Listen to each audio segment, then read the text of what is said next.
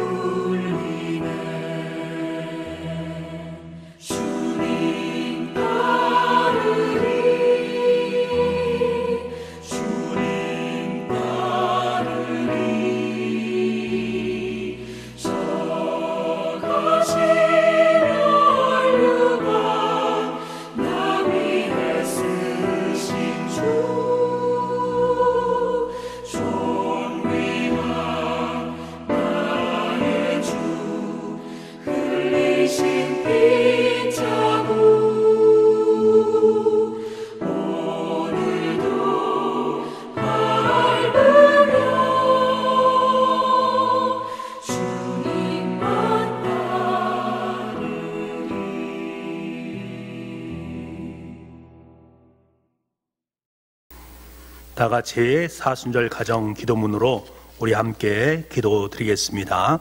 함께 기도하겠습니다. 사랑의 아버지 하나님, 죄로 말미암아 죽었던 우리를 위해 독생자 예수 그리스도를 이 땅에 보내주시고 갈보리 십자가를 지게 하심으로 우리를 구원하여 주시니 감사드립니다. 이 시간 주님께서 흘리신 보혈을 의지하여 갈보리 십자가 앞으로 나아가는 은혜의 시간이 되게 하여 주옵소서. 하나님의 마음을 깊이 묵상하며 겸손히 하나님을 만나게 하시어 온 성들의 심령이 더욱 정결하게 하여 주옵소서. 사순절 가정특별 기도회 동안 헛된 욕심을 버리게 하시고 마음이 새롭게 되어 하늘의 소망을 바라보게 하여 주옵소서. 주님의 고난에 함께 참여할 수 있는 믿음을 주시고 우리의 십자가를 지고 예수님을 따르게 하여 주옵소서. 하나님의 크신 은혜를 먼저 입은 자로서 그 은혜를 알지 못하는 자들에게 나아가 전하고 나눌 수 있게 하여 주시옵소서. 그리하여 날마다 주의 백성들이 더해지는 은혜와 역사가 있게 하여 주시옵소서. 영혼의 양식으로 우리를 먹이실 목사님 위에 갑절의 영감을 더하여 주시옵소서. 선포되는 말씀이 우리의 마음판에 새겨지게 하시고 오직 예수님의 십자가만을 자랑하게 하여 주시옵소서. 구원이요 소망이신 예수 그리스도의 이름으로 기도드립니다. 아멘.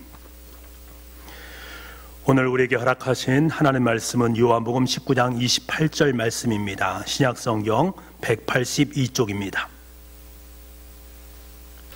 그 후에 예수께서 모든 일이 이미 이루어진 줄 아시고 성경을 응하게 하려 하사 이르시되 내가 목마르다 하시니. 아멘.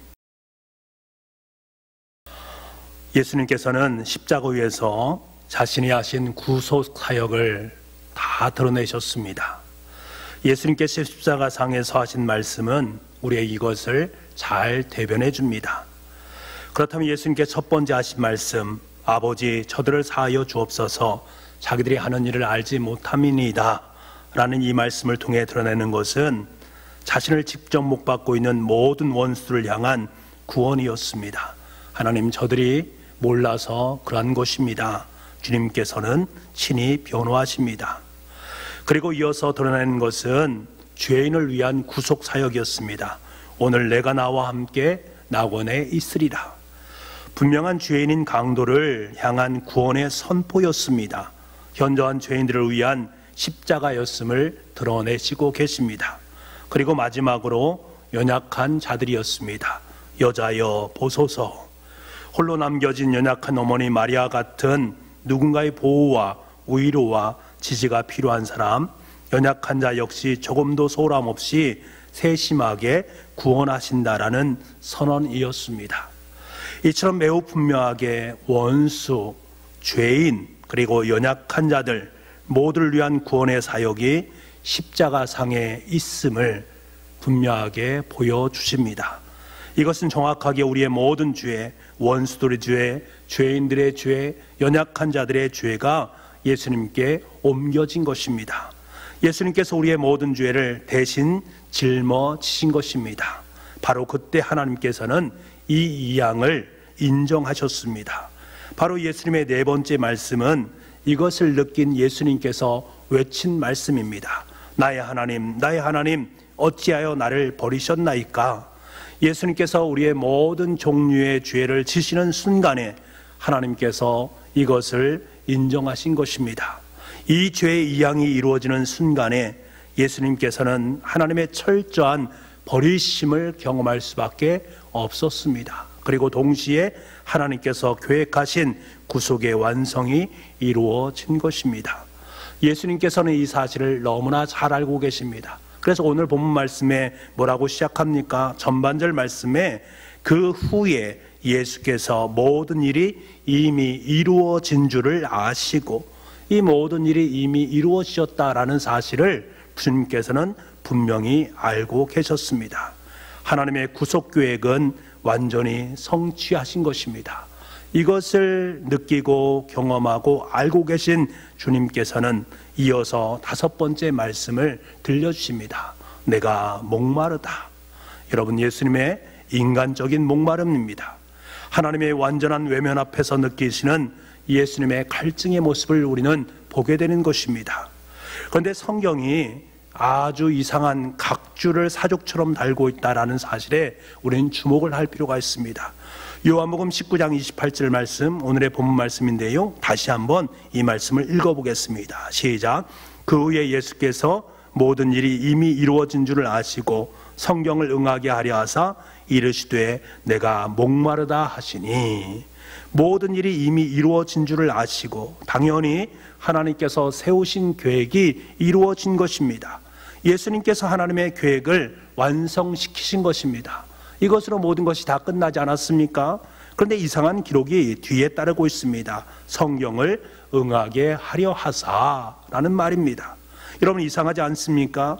이미 하나님의 계획은 이루어졌습니다. 모든 것이 끝났습니다. 그러면 이후의 일을 기술하지 않아도 됩니다. 그런데 굳이 성경을 응하게 하려 하사라는 말을 이어가고 있다라는 사실입니다. 마치 성경에 응하게 하시기 위해서 억지로 예수님께서 내가 목마르다라고 말씀하신 것처럼 여겨진단 말입니다. 자, 그렇다면 예수님 말씀하신 내가 목마르다라는 이 5번째 말씀을 둘러싸고 있는 정황들을 우리가 함께 보기를 원합니다. 요한복음 19장 28절부터 30절까지 말씀인데요, 우리 이 말씀을 함께 읽어보기를 원합니다. 함께 읽겠습니다.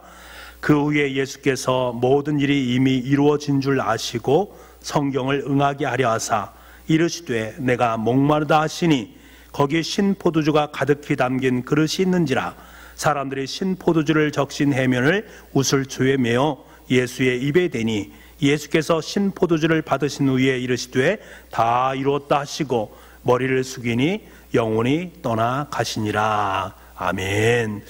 그렇다면 예수님께서 성경을 응하게 하시려는 이 장면의 말씀을 구약 성경에 어디에 있는 말씀을 이루시고자 한 것일까?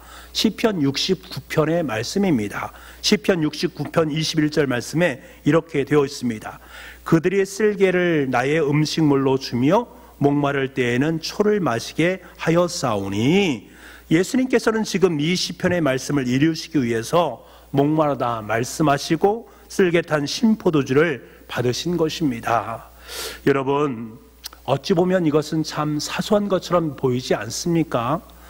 이미 예수님께서는 우리의 모든 죄를 대신 지시고 죽으시는 구속의 행위를 이루셨습니다.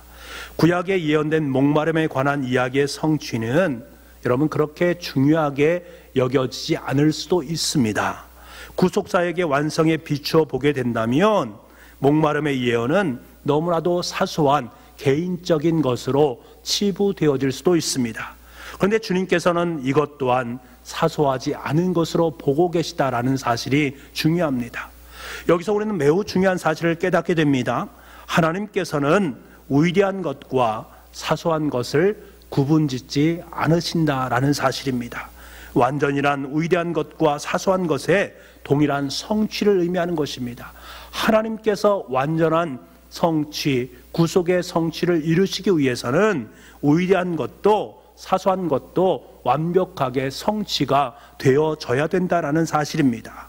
여러분, 인간은 위대한 것, 사소한 것을 늘 구분 지으려고 합니다. 그래 내가 더 중요한 그것을 행하려고 하고 사소한 것들을 행하지 않으려고 하는 것이 인간의 속성 아니겠습니까? 하지만 하나님께서는 사소한 것, 위대한 것이 나누어지는 것이 아니라 하나님께 중요한 것은 사소한 것이든 위대한 것이든 하나님의 약속의 말씀은 반드시 성취되어져야 한다라는 그 뜻을 마음속에 품으셨던 것입니다. 예수님은 그것을 잘 알고 계시고 그것을 완벽하게 성취시켜 놓으셨다라는 것입니다. 여러분, 예수님의 구속의 약속은 틀림없습니다. 한치의 오차도 없습니다. 위대한 것도 사소한 것도 완벽하게 이루어지는 하나님의 역사입니다. 이를 이루시기 위해서 예수님은 그 모든 것을 친히 행하셨던 것입니다. 그리고 내가 목마르다라고 말씀하시는 주님의 말씀을 들으면서 우린 이런 생각을 할 수가 있습니다. 목마르다? 예수님이 목마르다?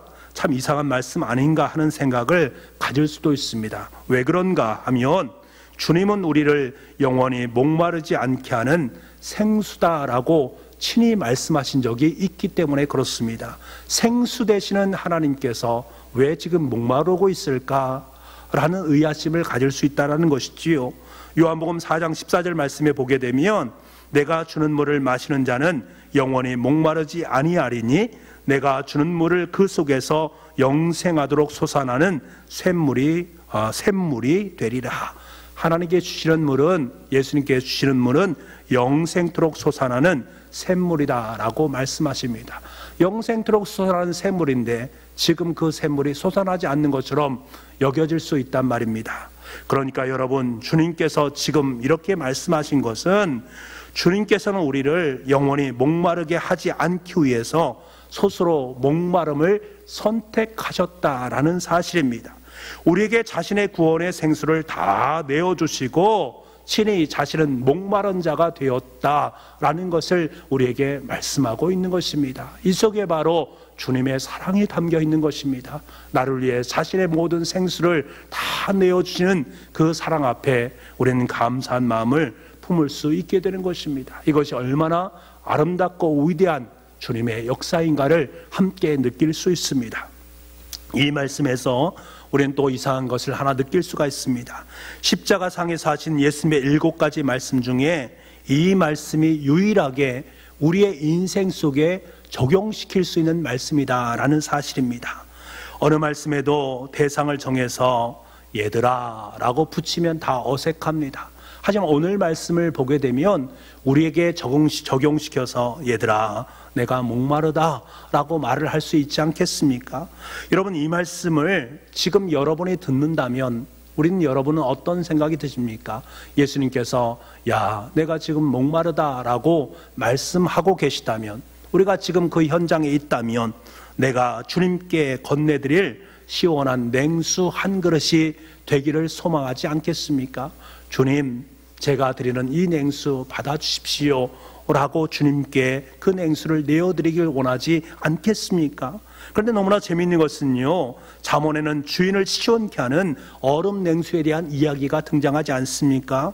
그 사람을 일컬어서 충성된 사자라고 고백하고 있습니다. 잠언 25장 13절 말씀인데요, 충성된 사자는 그를 보낸 이에게 마치 추수하는 날에 얼음 냉수 같아서 능히 그 주인의 마음을 시원하게 하느니라.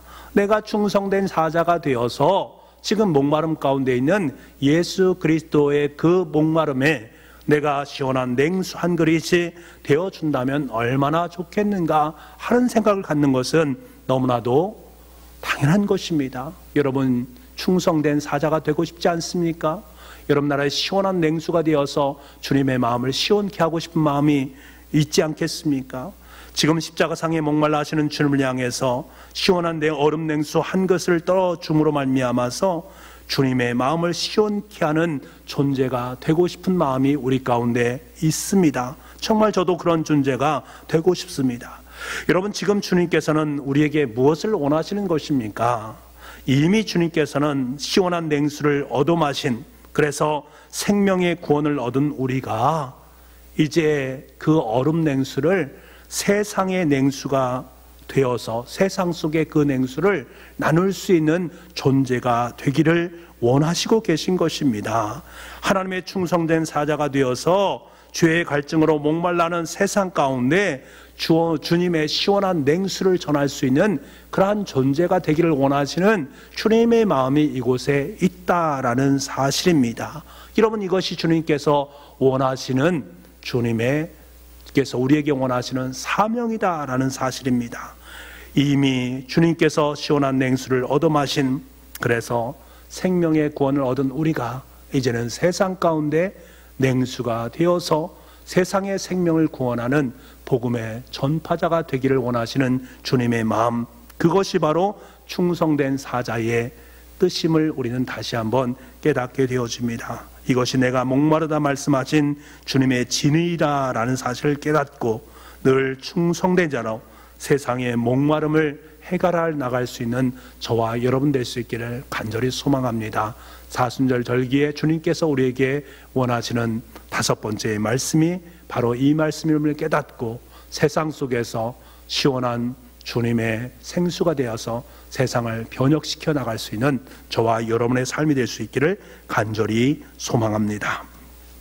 우리 이제 함께 기도하기를 원합니다. 오늘 우리가 함께 기도하기를 원하는 것은 내가 목마르다 말씀하신 주님 앞에서 우리가 친히 시원한 얼음 냉수가 되어서 주님의 마음을 시원케 할 수 있는 충성된 주님의 사자가 되게 하여 주옵소서. 간절히 기도하시길 원합니다.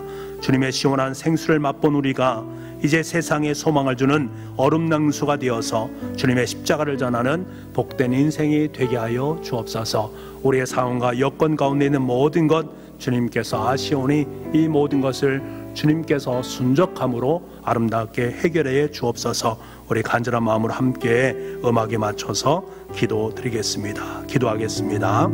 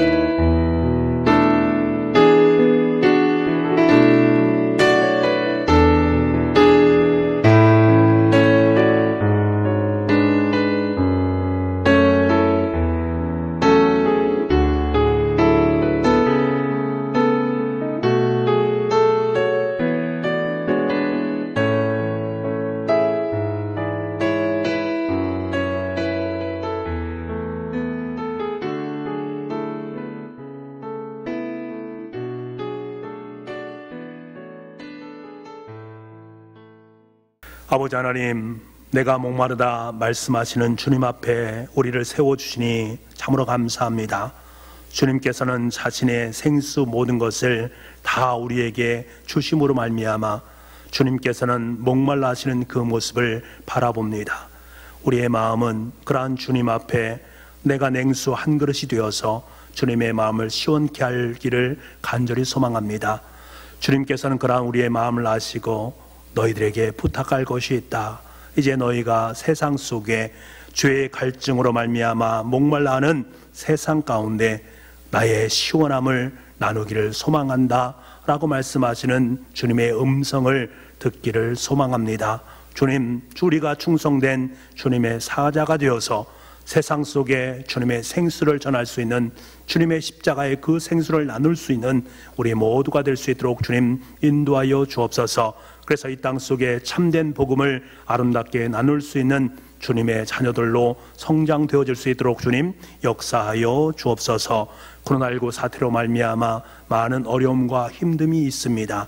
성도의 얼굴도 함께 만나서 보기를 원하고, 함께 교제를 나누기를 원하고, 함께 구역 예배를 드리기를 원하고, 함께 더불어서 아름다운 담소도 나누기를 소망합니다. 이 모든 것을 이루지 못하는 것이 마음이 많이 안타깝습니다. 하지만 주님께서 이러한 모든 과정을 통해서 우리에게 더 크신 하나님의 위로와 평강으로 함께해 줄 믿습니다. 우리의 마음을 붙잡아 주시고 우리의 모든 것과 함께 하시는 그 주님의 음성에 우리가 귀를 기울이면서 더욱더 친밀하게 주님과 아름다운 관계를 맺어갈 수 있도록 주님 은혜 허락하여 주옵소서. 그래서 우리가 더욱더 영적으로 성장되어지는 아름다운 시간 될 수 있도록 주님 인도하여 주시기를 원합니다.